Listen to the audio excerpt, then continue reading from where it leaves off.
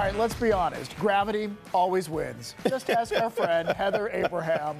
Yeah, she shared this video on Monday. Down she goes. The moment she took a not so graceful spill last weekend. Slips, trips, and tumbles happen to all of us, even a mom of 3. Yeah, and you know what? She's okay. Here we go. She told me, she's like, otherwise I would not have shown that. Yeah. By the way, that's not the only reason Heather is off today. She is fine, though, and you will be too, because our friend and Marine Daniel Hill of House Call Personal Training is back with some ways that you can keep steady on your feet and maybe out of the blooper reel as well. Yeah. All right, Daniel, I know you were talking about like it really balance and building strength go hand in hand. Yeah. Balance occurs downstream of strength. So a bridge built out of straws, for example, no matter how sound, is going to crumble as soon as a car rolls across it. So what I try to do is incorporate both things into all the exercises I do. Okay.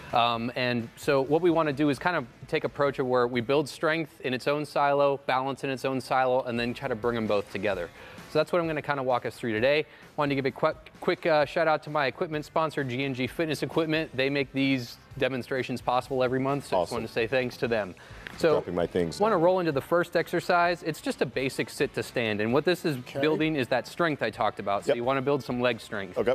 And if you can't do a squat out in the middle of nowhere with no support, you can start with a simple kitchen chair. This is a bench, but imagine it's a kitchen chair. Sit down to it. Stand up like so. Okay. If you can't stand yet, which many of my older clients can't, that's fine. Just put it in front of a railing or a kitchen table and just hold on to it and use your hands to help use that to brace yourself. You use it to actually pull yourself up if your legs aren't even strong enough to get there yet. I just want to speak to that part of the audience. Okay. And then you're going to make Ron do something. Yeah. Once that's easy enough for you, you want to start doing squats. And you don't just want to stay at body weight because you want to be stronger than you need to be. Strength is like a savings account for your body. So you think of it as like a rainy day fund for when things go wrong. So what I'm going to have Ron here demonstrate is a simple goblet squat. So take that and you're going to hold it just like this, palm up. So take a stance about shoulder width apart, and then you're just going to sit down, stand up. Bam, just like that. Try not to roll onto your toes. You want to keep your weight evenly distributed across your foot and keep your feet flat on the ground, which is key to balance anyways. How much weight is Ron holding? He's holding 20 pounds. Oh, okay. So, all right. Yeah, pretty average spot for people to start with this movement because you're using both legs. So many people. How's it feel, Ron? It's fine. I know that on my squats, I always want to like lean forward because when I play basketball, like you want to lean forward and you have to lean back. Right. Yeah. Yeah. So it's a balance of leaning back and sitting back and leaning forward at the same time. So you saw, especially in my first, I was like, oh, don't do that. Yeah, exactly. Okay. So we also we also want to build balance. So once you have some basic leg strength to where you're confident, I can do 15 or 20 reps of this exercise. You'll want to start working on that balance, and this is where one leg gets involved. So all you're going to be doing is just marching in place. But at the top of each march, you want to work up to where you can do a brief pause at the top of each march and pick your leg up. Because if you think about the mechanics of a trip, when you trip, you need to pick your leg. This is training that piece of it. And many people, as they age, you might notice they start to shuffle. That's what causes the trip. Is they're shuffling, and then they can't pick their leg up, and then they go forward.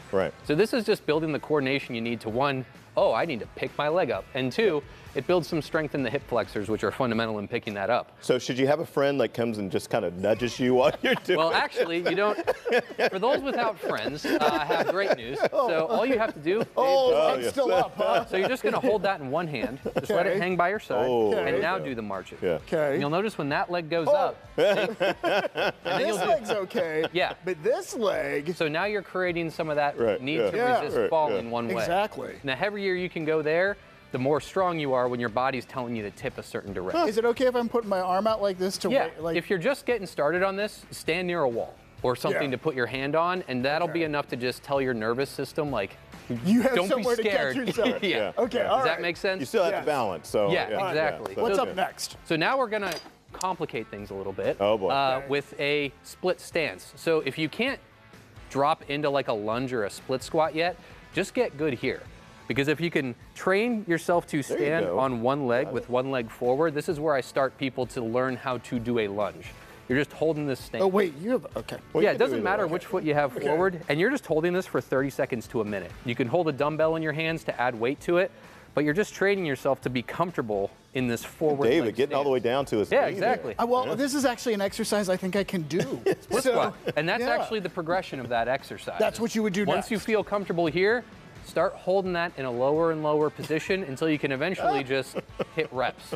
This is where you push your friend over. Yeah. If you're with your I don't best need any friend. help. I don't need any help. I'm going over anyways. And the last little piece of this, the aspirational move, as I call it, and this is stuff I've gotten people as old as like 87 to do. Okay. So to be clear, like just because you think you've never worked out before, I've seen tons of people do this, is a full lunge, which is basically a simulated fall.